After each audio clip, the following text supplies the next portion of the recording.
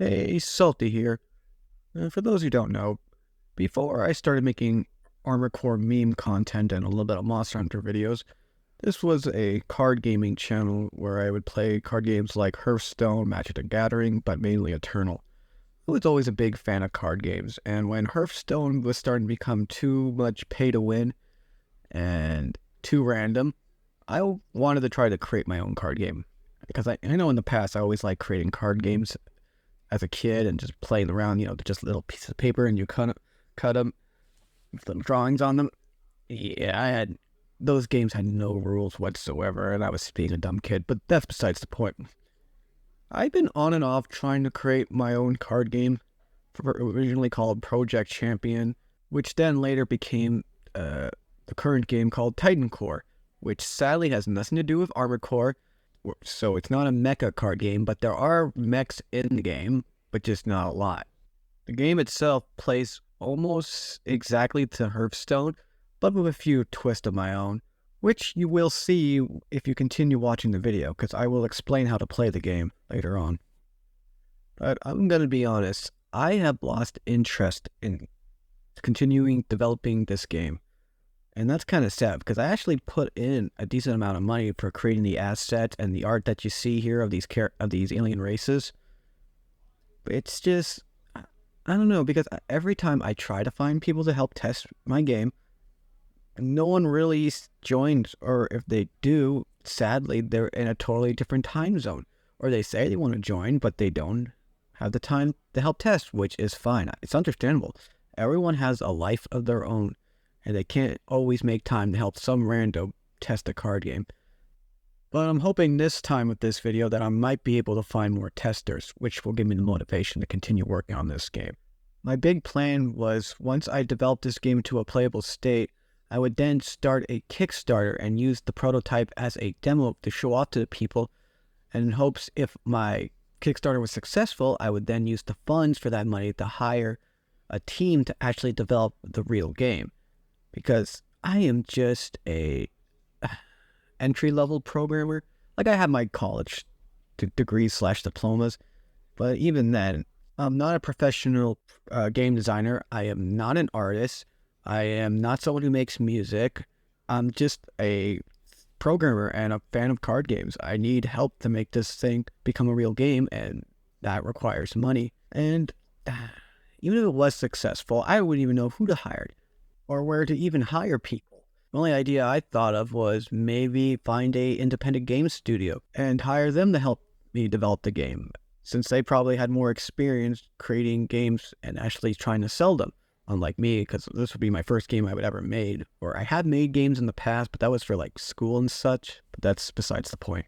Thinking about it now, I doubt I will ever get to that point, but I still want to try. And to do that, I need to get some people to help test my card game. So now I will be going over how to actually play the card game, but first I'm going to show you all how to actually download the card game. Okay, to simply download it, you just have to first join my Discord group, which the link is usually in any of my videos, and probably the one you're watching right now. Where you just scroll down to the description, there's the Discord link, so all you have to do is join. I'm technically already on it, so yeah. And then you would go to pin message, and it's right here. Titan Core and a zip file, so you're gonna need some sort of zip extractor. Continue to download, it's my Dropbox link. So at least they're always gonna make these weirder than it needs to be, so it just downloaded somewhere. Do downloads. Do, do. Once you have your game, you just extract with the whatever zip program you have, and now you can boot it up just simply by clicking this. And by the way, this game does not have an automatic updater, so every time I release an update, you're gonna have to re-download it. But you can still use the same link, because every time when I update it on Dropbox, it still shares the same actual link address. I just update the actual files that are in it. So yeah. So to boot up the game, you just simply click on the thing here. The game is in window mode right now. You can go to full screen by simply clicking escape and toggling the full screen. But the thing about this though, full screen doesn't always work for some people. Like I had a few people test it saying full screen's messed up or full screen like cuts a lot in half. So sometimes it's better just to stick in window mode and then you can just adjust the window manually to however you see fit. Sorry for my stumbling. So yeah. I know there's not much options besides full screen, close, which closes the window, and this will quit the game, which you can also do by simply clicking the X here if you're not in full screen mode. So that's how it is. And when you start up, you will not get all these decks here. You'll have nothing. So what you have to do firstly is to build a deck by clicking on the button. Okay, this is the deck editor. There might be a lot going on, but if you played a card game before, it's probably easy to understand. Firstly, if you have any issues reading this card, all you have to do is go over one of your cards and simply right click to zoom in. And what we're looking at here is a unit card which has a power cost, a attack value, health value, and a class level. I'll go more into detail, but pretty much the game has 6 classes: Soldier, Esper, Vanguard, Reaper, Splicer, and Engineer. Sorry if I paused here because like I'm still trying to decide the names. Like Reaper, I don't know. Originally this was supposed to be Order and Chaos, but then I'm like Vanguard to be more like an actual class. And Reaper is not really much of a class. I would probably call this Tyrant maybe. Each of them has their own play style to it, but they can also be similar to one another. And then lastly here, this button here is for neutral cards that don't belong to any class. And as we know right now, if you go down this list by just clicking on these sides, it's going to go by each class.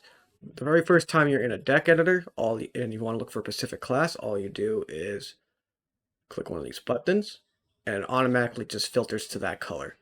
But if you want to go back to red, you have to click red here, and you can unclick it. So yeah, neutral cards have no class level, and they're just a gray card. And to add a card to a deck, you would just have to simply just tap on it, left click, and then it's in the deck editor, 2 out of 30. And then you may also notice what's the 0 out of 12. Well, when you're building a deck, the deck, you're required to have at least 12 common cards. What is a common card? How can you tell? Probably, if you already can tell by looking, this is a common card. It has 3 green dots and a green border and a green name. So yeah, we just click one in, we gain one. And as you may notice, we can only have 2 copies of this. This is a rare card, by the way, because it's blue, has 2 dots. As you can see, 2 dots, 2 copies, blue border, blue name. And we have 3. So if we want to add more, all we can do is just left click over this and add more. But if you want to remove it, you're going to have to go over it and right click. 3. And as well, besides rares and commons, we also had legendary cards. Orange border, orange dot. As you expected, 1 copy.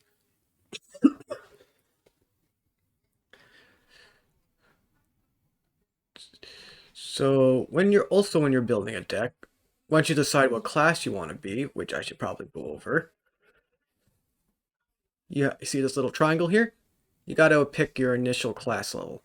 So if I want to start out as a level 1 soldier, Esper, Vanguard, Reaper, Tyrant, Splicer, and Engineer. right? So all you do is just select your class, click on this, and sometimes the hit detection's a little wonky because I click on this, but then it still clicks on this, so you might have to undo that. Sorry about that. And what else? If you want to search for a specific card, the search bar is right here, so I don't know. I see the word charge here. Let's just type in the word charge, and then you have all these other cards.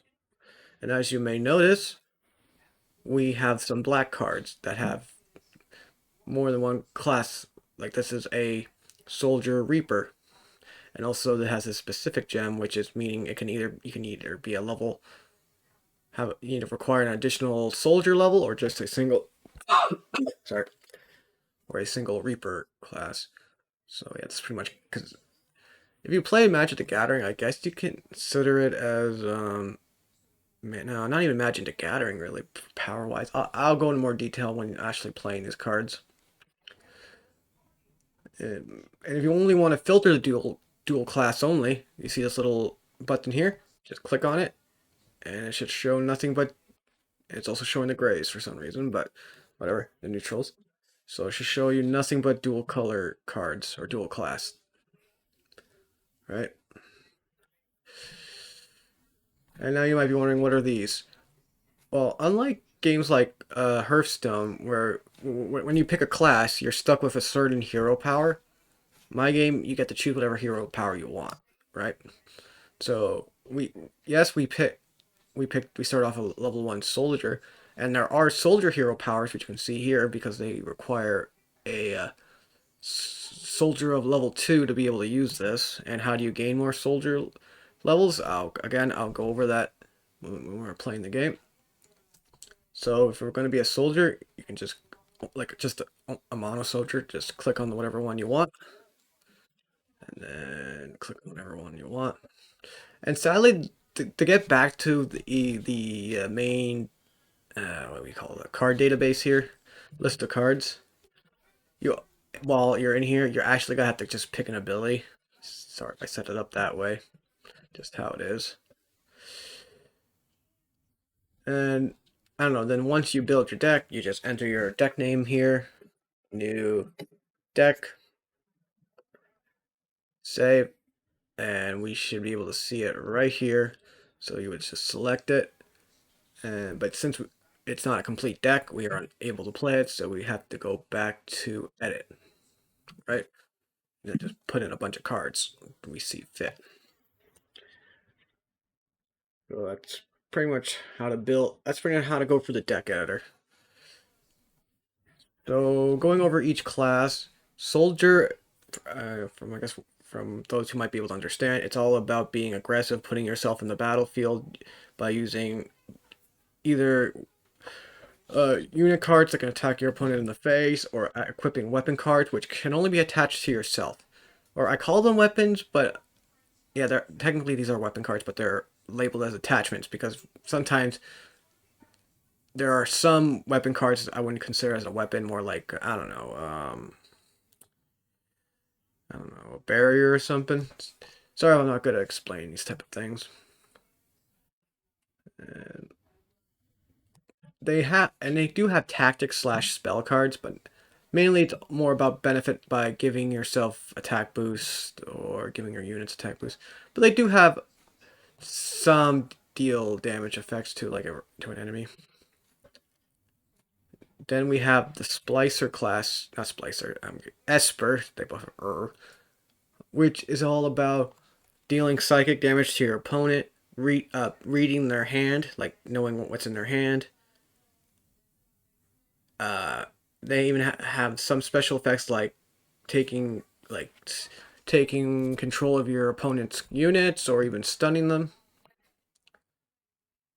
But their main feature is just being able to deal damage and reading the mind with psychic damage. Because there's two types of damage, which I'll go over how they work. But there's physical damage and psychic. If you want to deal psychic, you would have to be an Esper player for the most part. Then we have Vanguard, which is somewhat of a supportive and I don't know the right term. I guess a token deck. it's been a while since I've played card games. I don't know the right definition, but it's pretty much playing a bunch of being able to play a bunch of units and being able to give them AoE buffs. But they also have some ways to fight against stronger units by like reducing their attacks and yeah, pretty much just you build units are meant to be as a wall to keep you safe and to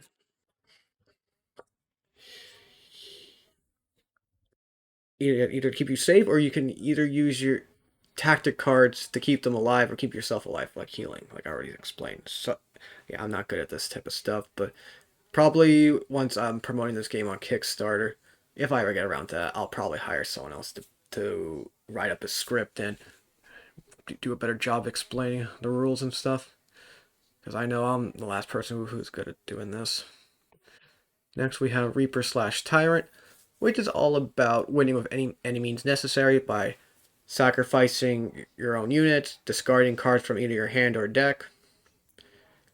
And sometimes you can actually benefit by having those cards in your void slash graveyard, but I'm calling it the void, with certain mechanics that trigger while cards in your void, or you can even play these cards from your void. I'll go into detail how to do that, but for one example here would be the Unleash mechanic. While this card is in your void, you can activate this effect, remove it from the game, and then play its effect. So pretty much they can be like, they become like tactic cards that you can play in your void, I guess you can say. Um, yeah. Next we have the Splicer class, which is all about adapting and buffing units. What I mean by adapting, the class itself has a main mechanic called Evolve, where you see this unit here, it can become a few things. It can become a 1/2 or a 2/1. Or it can become a 0/1 with front lines, which is also taunt if you played a Hearthstone. Or I haven't added stealth to the game, but it could get less. I might, but you can give it stealth. It's supposed to be like play cards that might fit a certain situation, right? And like I said, you have, and they also have hand buffing mechanics. So like this, which is a mix of adapting and like for specific situation and buffing your hand, where I can choose to give my units +1 attack, all my units in my hand +1 attack or +1 health. And this one like +1/+1 to a unit, then you draw a card. And there's certain cards that triggers when you evolve, like I think there was one, but I can't remember right off the top of my head, unless I removed it. Because I'm pretty sure I thought I put in a card when you evolve when a card evolves draws a card. Yeah, this one. When a unit evolves, draw a card. Dot dot. Yeah, I gotta fix that. And lastly, we have Engineer, which is all about gaining as much power as possible faster than your opponent to play bigger and stronger units, and also keeping yourself alive, gaining armor. And they have a similar mechanic to the Splicer class. You know how they have Evolve? Well, they have a mechanic called Upgrade, which when you play when you not when you play, Upgrade kind of applies to that are to units that are only machines, or you can also upgrade your weapons slash attachments. So if I play this card on this unit, which is a machine, I can give it options like +1/+1, or give it force field, give it certain battle skills. So yeah, I can give it to a unit, or before we had a weapon, I can also play this card on this attachment here, giving it the same benefits +1/+1. Um, pl- I don't know, force field. It's been a while since what options I gave. So yeah,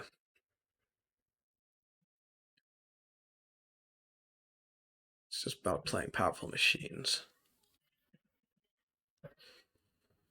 Sorry if I'm not doing a good job explaining this, but I expect most people who play card games will get a general idea of how each class would play. So yeah.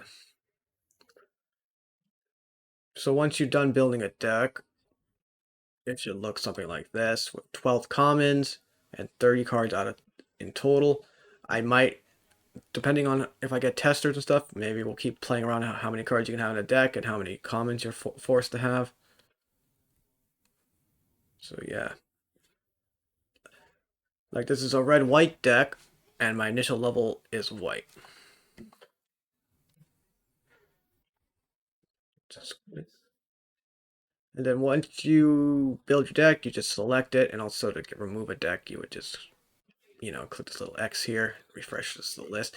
Also, be careful about how many cards you can put in a deck, or how many, not how many cards you put in a deck, how many decks you make, because I didn't add a scroll feature to go this way. It's only this way at the moment. So, yeah. So once you do that, just select on a deck, and then you just click play. Okay, now I'm going to go over how to actually start a game. You can either start a game by either hosting a room or joining a room, but right now there are no rooms to join. So before you click on host room, you don't have to, but it's advised to actually give yourself a name. So I'm calling myself Salty, and then we host the room. And while we're waiting for someone to join, we can look at our hand, and we can choose to either keep it or mulligan it for a new hand. But that requires giving up a gem, which are these things here. You can do this up to 2 times, so you can give up 2 gems. I'll explain why you might want to be able to keep these gems uh, in a minute. But yeah, so if we mulligan, we lose a gem. And this is not the best hand to keep, but we'll just click keep. And now we wait for someone to join. So when someone joins, their deck loads in, and we wait for them to, if they want to keep their hand. Once they decide on their hand, the game opens up. And as you may notice, we're we're going second because it says their turn. And once you start the game second, one of your gems become, which are called power cores. This one becomes a super core, which I'll go on what makes a super core different from a power core. But so that's what it like when you're hosting a game. But and what it looks like to join a game. First, we'll just leave.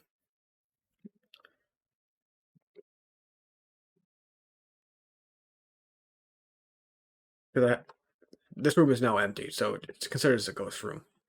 So now we just make an opponent start a room.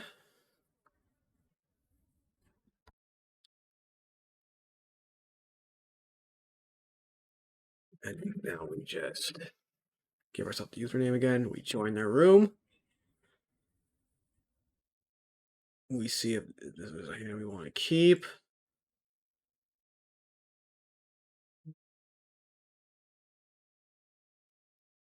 For testing purposes, better explaining how to play cards. Yeah, we'll keep this hand. And we're going second again, unfortunately. So I'm playing as the opponent. And as you may notice, they can't do anything at the moment because they have no power. So for them to gain a power, there's 2 ways for someone to gain a power. Either by using these power cores or by tributing a card in your hand. So for playing as the opponent, we'll make them tribute one card. As you may notice, when they tribute that card, they also gain a soldier level of 1. And they also started out with an engineer level of 1, because that's what they picked at when building this deck.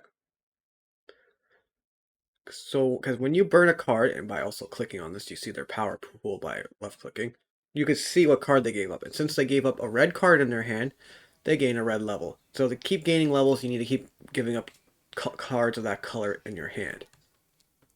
Right? And can the opponent do anything? Yeah, they can play a card, but I won't let them do that. So just end their turn, and now it's our turn. So yes. So now we can do the same thing by either giving up a power chord to play a card, or by giving up a card in our hand. To tribute a card, you just click whatever card you want to give up, and you right click. So they give up a single color card. I'm gonna give up this 2-color card.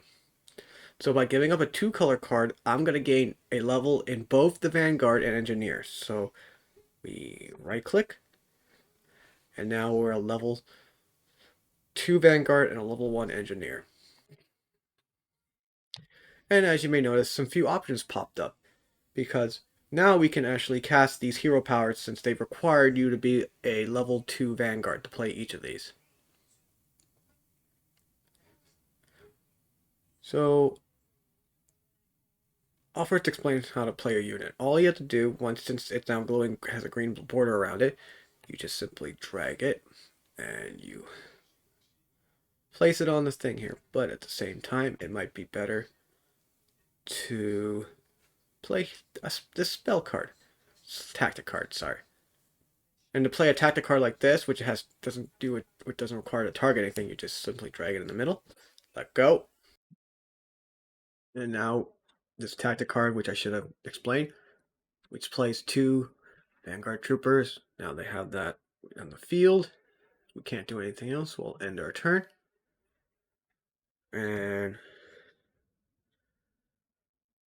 it looks like our opponent needs to give up another card in their hand. Red card in their hand to play something. And it looks like they also gave up a dual color, so now they unlock their hero powers and they equipped an attachment. And they just attacked our face. So you may also be wondering, what's this? This is the Prowess counter. I'll go to the detail on that mechanic later on, or not me exactly, past me will be explaining it, because I'm just gonna repost all, or not right. What do you call it, reposting? No, I'm just gonna show all my old videos explain how each mechanic works, instead of explaining it again, just to save time. So yeah, and then they end their turn. So yeah. Now, instead of giving up a card, we're gonna give up a power core. By giving up a power core, we're just going to gain 1 power. But we have this super power core here, which will give us 1 permanent power and 1 temporary extra power this turn. So we gain 2. So we'll click on that. So we have 3 power, and we have a maximum of 2. And you might be wondering, this is great and all, but can I regain my power cores? Yes, you can. You see this little counter here, 2 out of 4? In two more turns, my power cores will get to recharge. And any power cores that were never used will be turned into a super core. So if I don't touch this for 2 more turns, this will become a super core, and these will just be regular power cores. So, yeah. So the reason why I decided not to play this, because when you play a unit, you can drag in the middle, but you can also do unit positioning. So I can choose to put this between here, put over there, put the unit here. We're going to put it in between. And it has front lines, meaning that when our opponent tries to attack, they have to target this first. And there's also another mechanic called backline where your opponent can't attack the unit with backline, they have to attack these guys first, or even a front line. And next, I'll show how to use the hero powers. For this one, it's play a Vanguard Trooper. Like in Hearthstone, all you have to do is simply click it. It activates, ability turns, plays the unit on the far right. And to use this target ability, you have to left click, drag, and you can heal anything. But since we did take damage, we'll heal ourselves. So we healed for 2. And that's all we can do. So we'll just end our turn. Oops, didn't mean to do that. That was just the coding program. So now it's our opponent's turn. They are choosing to use a power core this time. And they need to get through this unit here. So what they can do is they can attack it, but they have to first attack it. But as you notice, it has force field, so the unit ignores all damage and it pops. And also, I guess I should mention this real quick. This button here is the unstuck button, meaning so sometimes when you do certain actions, sometimes the code itself, I don't know why, will stop responding. You can't play cards in your hands, so this will just reset it. Don't click this unless you're actually stuck, where you can't do anything. You can't end your turn or whatever. So yeah, they attack the unit, and now since it's 4 fields pop, and looks like they're playing a card on it. You can tell by this little arrow here. And quick shot. So they killed it. And they just used their hero power to deal 2 to my face.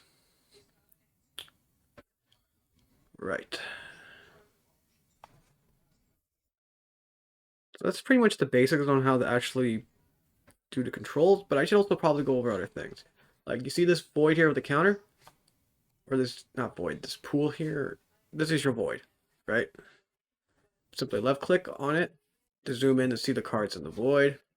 And to recheck what cards they gave up, you simply left click on their power. If you want to see what kind of hero powers they have, you just simply highlight over them with the cards. So pretty much the goal is to bring your opponents out this 0. So is there anything else I need to show off? Not much.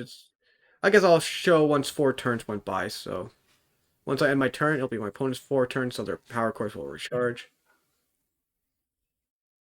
So yeah.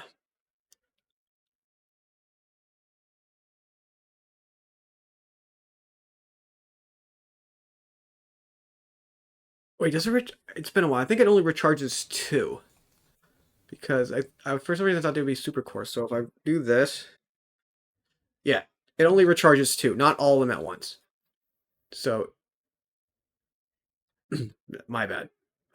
So after every 4 turns, it recharges 2 power cores because technically you can give up 2 power cores for a mulligan. Yeah, that's why I did that.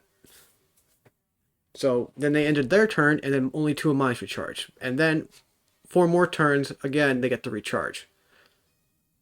From what I believe, what I did in this current version, this can only happen twice. This doesn't happen every 4 turns, just only the first 2 times, or not, only the first 2 4 turns. So only 8 turns in total. Every 4. I'm confusing myself at this point. I apologize. So yeah, it's pretty much how to play the game. And to simply leave. I'm not sure if I already showed this. You just click escape. You leave the room or to close to close means to close the window. So leave, and also you may notice the room is still active. So let's say you get disconnected or kicked out by whatever reason. To rejoin a room, you have to give yourself the exact same name you gave last time to enter. Right? So then your hand is where it is. So you gotta remember, go back with the name you used. Otherwise, it'll probably break the game.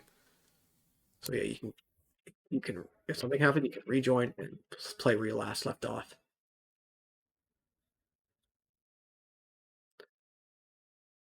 So yeah, now I'll probably have past Salty go over each mechanic that was added to the game. How to play each mechanic. Oh, I actually forgot the most important thing. Sorry about this. How to actually attack with your units. It's quite simple. You just simply hold left click, attack whatever target you want. So if there was a unit, you would just click on the unit. But since it's your opponent, you hold the left click, you let go, bam, bam, bam. And as you notice, only units that glow green can attack. Right? And they can't attack right away unless you until your next turn, unless they have a mechanic like rush or charge. So yeah, sorry about that. First, we are going to test out my card's main passive effect, where you gain 2 armor when you play another unit or a weapon. We'll first summon a unit by using this unfinished hero power button that summons a 1/1 unit. As you may notice, we gain 2 armor, and when we hover over my card, it shows us our progress to the first reinforced goal. The way it displays our progress is similar to that of the mastery mechanic. To reach the first goal, we need to gain 2 more armor. This time we'll play a weapon card from my hand, which gives us another 2 armor. Now you can see my unit has gained a force field and its attack increased, and when you look at its card, the first goal has been grayed out, leaving only the remaining goal. To complete the final goal, we need to gain 6 more armor, so to speed this up, I'll play 2 tactic cards from my hand that gives us 4 armor each. Now we reach the true form of this card, where it's a 6/6 with force field and wards. Hey, just sharing another Titanfall update with a new mechanic I programmed into the game called Active, where it's pretty much, a castable ability you can use on your units. Or this one here, where I lose 2 armor and I play 2 Vanguard Troopers. I would not be able to use this if I didn't have any armor, but since I do have 2 armor, I can cast it. And the casting, you would simply drag, and you just let go when you click on yourself here. Because it, this arrow would not have, if it didn't have an active, this arrow would not have appeared because it has 0 attack, and 0 attack units can't attack, as you can see here. So we just simply grab, drag, and then click on ourselves, and there we go. We played 2 troopers. Can't wait to design more cards around this effect. Pretty simple, easy to do, fun. So yeah. Hey, just showing off another quick Titan Core update where with the active mechanic again, but this time for weapons. Because when you usually play active mechanics on a unit, you would click on the unit and you would drag towards to yourself. But for weapons, all you have to do is click. And this active is pick a spearhead once per turn, meaning that as you notice, this weapon has 0 attack and 6 durability. So when you click it, you get to choose a spearhead. Each has their own attack. This one will give you permanently 6. This one will give you 3 and swipe for that AoE. And this one will, you take no damage when you attack. I haven't coded this in yet, but I have coded in at least this one for the time being. And again, as you notice, you can still use the active effects again next turn to switch it to a different spearhead. So yeah, you just click that. So since it's once per turn, you try clicking on it again, nothing happens.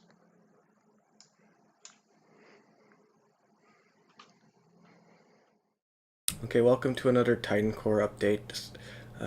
Today's update, I'm showing a brand new mechanic for the game called Evolve, because while designing cards, the group and I decided to maybe change up the green faction a little bit, because it was kind of lacking and a little bit unoriginal.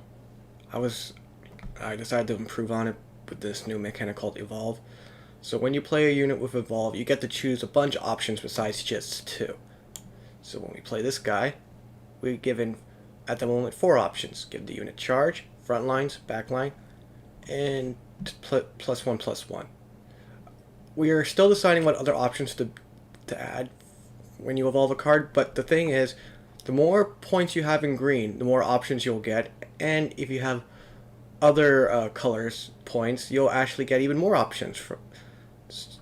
I can't give those options because we're still deciding, but for the time being, these are the options you can go with.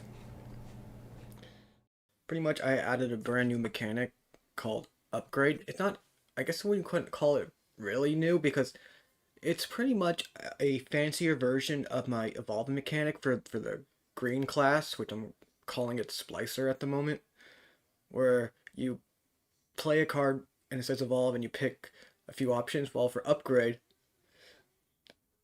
when you play a certain card, which is either an attachment slash weapon or a machine type unit, then you get to pick a bunch of options. And the selections are different between the two, like in some regards. Like when we play this weapon, evolve twice, just wait, or upgrade twice. Right now, you can give it +2 durability, +1, +1 attack overwhelm. Oh, because the and +2 attack there. Force field, so you can give yourself force field, or this other effect, which I was thinking of doing for uh evolve, but I thought it'd be much better for a new mechanic upgrade. Gain 3 armor, which is equal to the cost of this card. So let's choose the force field option. And now the force field option's now gone because it already has force field. And let's just pick the gain 3 armor. So yeah. As well.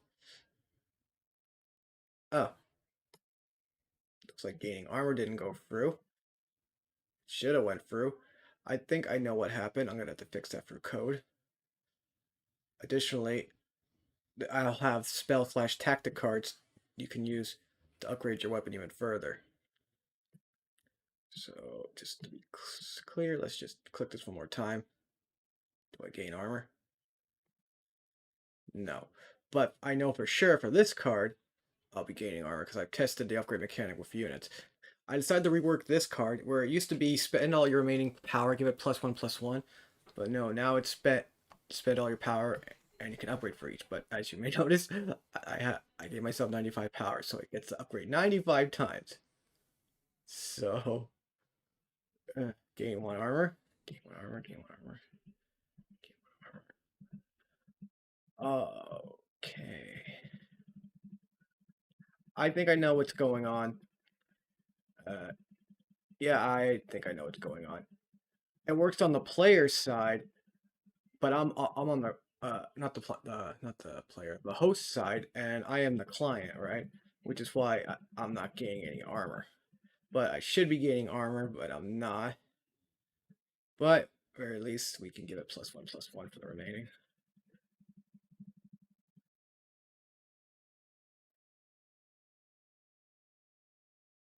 Yeah. Oh wait, the armor went through that time. Yeah, I have 90 armor, and this gave it +5/+5, and it changed its text. That text was only meant to be the text change was only meant to be temporary. That's hilarious. Yeah, okay. This is why we test things. I test the mechanics, but I didn't. Okay, but yeah.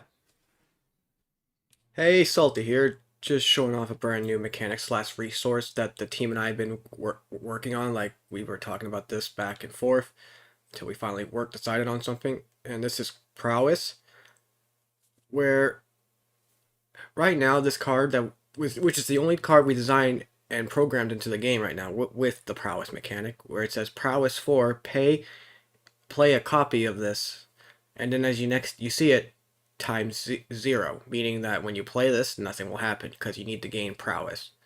And the gain prowess, if you could understand from the description here on the side, you gotta deal damage as yourself to anything, like to the enemy champion or their units. So an example would be, let's equip a weapon here, and it has to be combat damage. Like, we'll do an example. We have a weapon here, and we're going to attack the enemy. And as you now may notice, we gain this little red hexagon with the number 1. We gain 1 prowess. But what we can also do to show you that, sure, we deal 2 damage to the opponent here, we play this, but we didn't gain a prowess stack.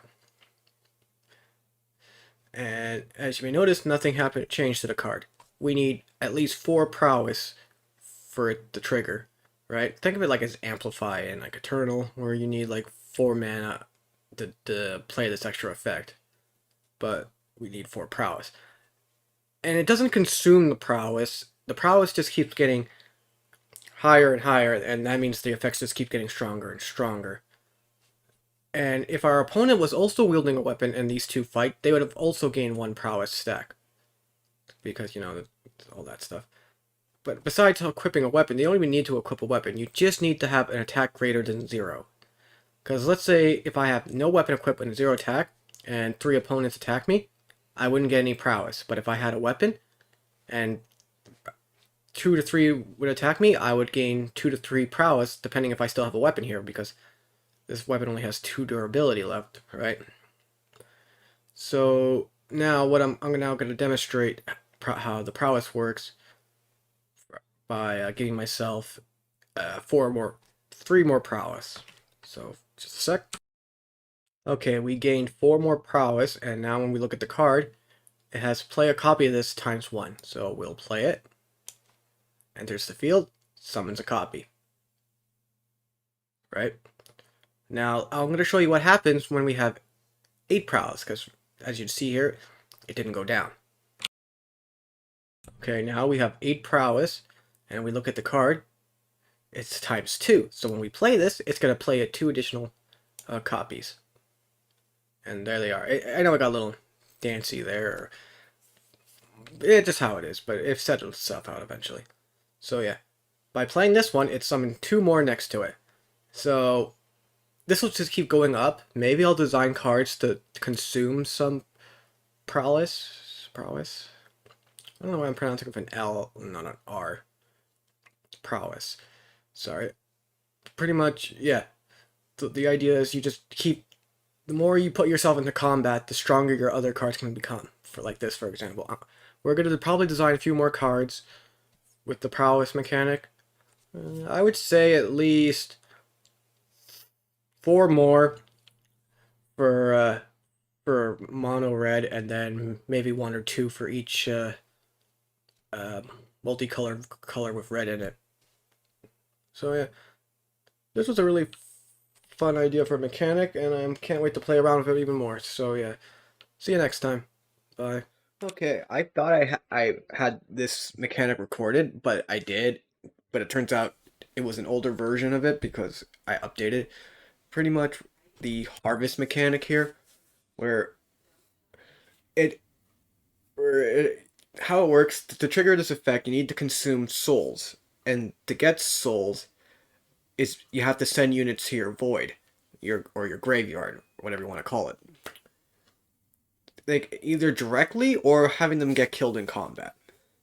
And as you read this card here, it says harvest 3, or you lose health equal to its attack, and you don't want to lose health. So first I'll show how you know how much souls you have. So we'll play a Dark Hound first, because it'll die at the end of your turn. So it dies, and now we have a soul counter. So I'm controlling both sides, by the way. So besides having a unit get killed, let's also send a card, discard a card, a unit card, like this one, for example, which has a bigger harvest card cost. And doing so should have add a soul counter. Guess we're gonna have to fix that. But yeah. So yeah, it dies and you get another one. But the thing about the whole soul counters, you do not gain souls unless you have a purple class. Because otherwise,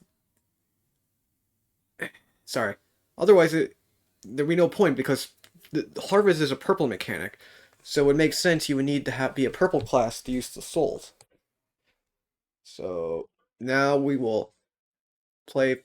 Oh no, we still gotta lose a soul. And as I saw, discarding did not help. So, crap.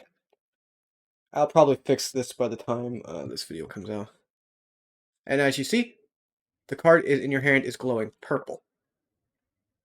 You can It's hard, might be hard to tell. Meaning it can now do its soul effect. So when we play it, we lose 3 souls. We don't lose 3. We lost health because of this ability. You lose 1 health. Play a Dark Hound. And yeah, so that's pretty much how it is. On to the next mechanic. Hey, welcome to another Titan Core update. Today's update I'll be showing off a new mechanic that right now it's in purple only, which is the Reaper or Tyrant class. I'm still trying to decide the names. Called Unleash. Pretty much how it works, when this card is in the void or graveyard or whatever you want to call it, you get to cast that ability, but only if you meet the required conditions, like the class slash gem slash influence cost. So even if this is in your void, if you don't have 3 purple gems, you can't play it.